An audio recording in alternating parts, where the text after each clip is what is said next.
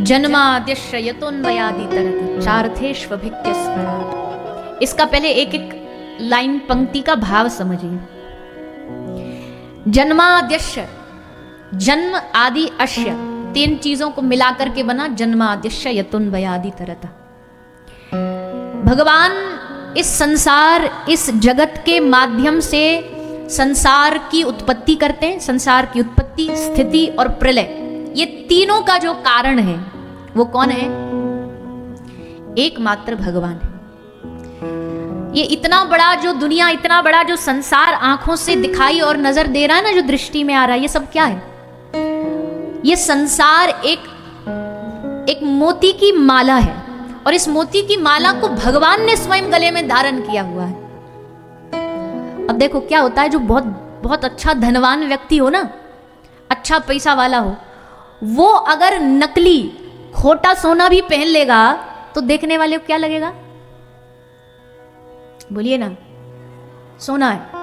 नकली हीरा चमचमाता कोई पहन लेगा तो सामने वाले को देख के क्या लगेगा? अरे भैया इसके तो जरूर, ये तो पक्का असली वाला होगा। क्यों? क्योंकि व्यक्ति जो है उसकी श्रेष्ठता है। तो ये जगत क्या है? बोले जगत झूठा है, संसार झूठा है। लेकिन ये संसार की ये जो माला, ये किसने धारण की हुई है? जगदीश ने। जगत जगदीश के भीतर समाया, और भगवान कौन है? सत्य है। इसलिए ये झूठा संसार भी हमको सत्य जैसा लगता है, क्योंकि ये संसार की उत्पत्ति, प्रलय, इसका मध्य, इसका आरंभ, इसका अंत प्रभु ही है। इसलिए ये संसार सत्य लगता है, जबकि ये सत्य नहीं है। भगवान सत्य है। वेदांत की भाषा में कहते हैं अन्वयादि इतरतः। भगवान के संपर्क में आने के कारण ये जगत सत्य लग रहा है, क्योंकि जगत को अब जगदीश से अलग तो नहीं किया जा सकता। जैसे मिट्टी से, घड़े में से मिट्टी को अलग नहीं किया जा सकता। घड़ा और मिट्टी एक ही है। एक व्यक्ति ने मिट्टी से घड़ा बनाया, कुछ दिन बाद घड़ा फूट गया, टूट गया। तो जब घड़ा टूट गया तो टूटने के बाद घड़ा क्या बनेगा? फिर से मिट्टी बनेगा। तो भगवान ने जगत बनाया, जगत जब नष्ट हुआ, खत्म हुआ, तो जगत क्या बनेगा? जगत भगवान में ही समाहित हो जाएगा। यानी प्रलय भी भगवान में ही होनी है। जीव की उत्पत्ति, स्थिति, प्रलय, ये सब भगवान में होनी है। भगवान ही दुनिया बनाने वाले, भगवान ही दुनिया चलाने वाले, और विनाश भी जब भगवान को लगता है, शेषनाग पर विराजमान क्षीर सागर में भगवान की अब दुनिया का खेल नाटक अब खत्म करते हैं, तो सब अपने में समाहित करके प्रलय, शांत, धीर गंभीर मुद्रा में चले जाते हैं। संसार की हर चीज में तीन कंडीशन है। ध्यान से सुनो, सब बहुत जरूरी प्रसंग है ये। जगत की हर चीज की तीन कंडीशन है। स्थिति, सृष्टि, स्थिति, प्रलय। चीज बनी, चीज कुछ दिन तक चली, और फिर तीसरे समय में खत्म, एक्सपायर। हर चीज की एक्सपायरी डेट होती है कि नहीं? शरीर की, व्यक्ति की, वस्तु की, इस माइक की, इस कॉपी की, इस टीवी की, इस कैमरे की, इस हाथ की, पांव की, सबकी एक्सपायरी डेट है। अब ये है तो इसका मतलब इसका कहीं कोई प्रोडक्शन है, कहीं ये बना है। तो बना, चला और फिर मिट गया। लेकिन हमें दो चीज तो अच्छी लगती है। हमें सृजन अच्छा लगता है, हमें पालन अच्छा लगता है, हमें विनाश अच्छा नहीं लगता। विनाश में हम दुखी हो जाते हैं। कोई व्यक्ति जाता है, हम दुखी हो जाते हैं। लेकिन भगवान तीनों ही स्थितियों में सम रहते हैं। दुनिया बनाते तो खुश नहीं होते, पालन करते तो अभिमान नहीं करते, और विनाश करते हैं तो उदास नहीं होते। ये भगवान की सृष्टि की और हमारी सृष्टि में थोड़ा अंतर है। तो ये संसार जो है ये भगवान पर ही आधारित है। भगवान को, संसार को अलग नहीं मानना है। ये दृष्टि जिसके आंखों में आ गई, अब सबसे बड़ी बात तो ये है ना, हमें आंखों में भगवान हमारी दृष्टि में नहीं, इसलिए हमें जगत में भी नहीं दिखाई देते। अब जिसकी आंख में भगवान नहीं, उसको दुनिया में कहां दिखाई देंगे? पूज्य पाद श्री रामायणी जी एक कथा सुना, एक दृष्टांत सुनाते थे। बोले भैया, एक आदमी डॉक्टर के पास, आंखों के डॉक्टर के पास गया, आंखों के स्पेशलिस्ट के पास। आंख चेक करवाई तो डॉक्टर ने आंख चेक की। आंख चेक कैसे करता है डॉक्टर? सामने वो लिखा होता है अक्षरों में, अलग अलग साइज में। बोला लेंस लगाया, चेक किया, कौन से नंबर का, पढ़ के दिखाओ, पढ़ो, समझ आया? तो बोला नहीं। तो उन्होंने बोला अच्छा ये फिट नहीं है, लेंस दूसरा लगाते। उसने दूसरा लगाया, अब दिखा, अब पढ़ के बताओ क्या लिखा है, समझ आया? बोला ना। दूसरा, तीसरा, चौथा, पूरे जितने दुकान में उसके लेंस थे सब लगा डाले उसने। उसने कहा कुछ समझ आया पढ़ने में, तुमको समझ आया? बोला ना।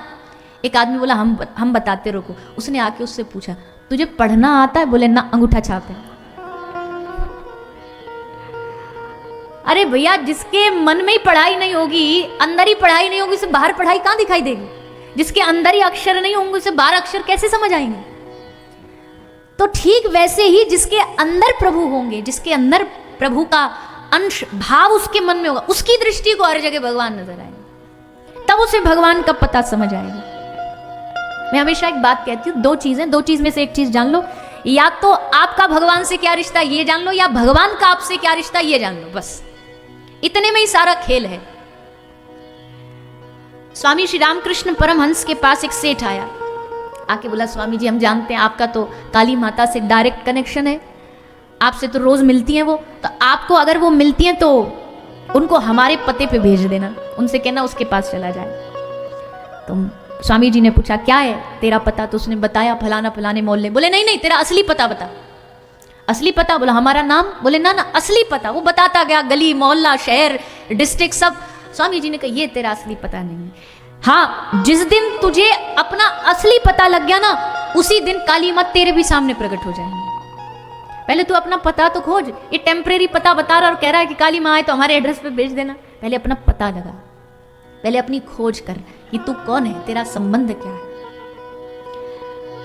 तो बड़ी सीधी सी बात है कि इस जगत के सृष्टि को बनाने वाले, चलाने वाले, इसका प्रलय करने वाले एकमात्र प्रभु है।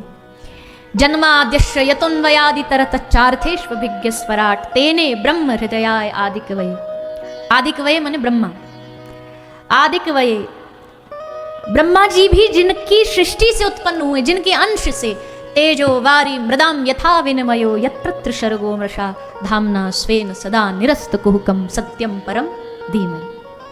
अच्छा, जब व्यास जी ने कलम निकाल के भागवत जी को लिखना शुरू किया ना, तो सारे देवता खड़े हो गए। क्या लालच लेकर के? देखो भाई, बहुत इंपॉर्टेंट बात होती है कि जिस ग्रंथ की शुरुआत के मंगलाचरण में जिस देवता को प्रणाम किया जाए ना, तो समझ लो कि ये ग्रंथ उसी देवता का है। मान लो लिख दिया ओम गण गणपतये नमः, तो ना गणपति जी। ओम कोई शंकर जी का लिख दिया तो मतलब ये भगवान शिव की उपासना का ग्रंथ है। तो सारे देवता लाइन लगा खड़े थे लालच में, सब में कंपटीशन लगा है, सब कह रहे हमारा नाम लिखेंगे व्यास जी। सबको लग रहा हमारा नाम मंगलाचरण में लिखेंगे। व्यास जी ने कहा क्या करूं, एक ऐसा नाम लिखूं जिसमें सारे आ जाएं, एक के साधे सब सदे, क्योंकि एक का लिखेंगे दूसरा रूठ जाएगा। आपको क्या लगता है रूठना बनाना इंसानों में ही होता है? देवताओं में भी होता है, ये भी रूठ जाते हैं। नेक्स्ट सा सम्मान नहीं मिला तो रूठ जाएंगे, इंद्र प्रकोपित हो गया। तो व्यास जी ने बड़ी समझदारी से क्या लिखूं, एक का लिखूं तो एक श्रेष्ठ हो जाएगा, दूसरा नीचा हो जाएगा, तो अंत में कुछ ऐसा बोलूं जिससे सब प्रसन्न हो जाए। कई बार क्या होता है ना, कुछ ऐसी युक्ति निकालनी पड़ती है जो काम भी बन जाए और झूठ भी ना बोला जाए और सब खुश हो जाए।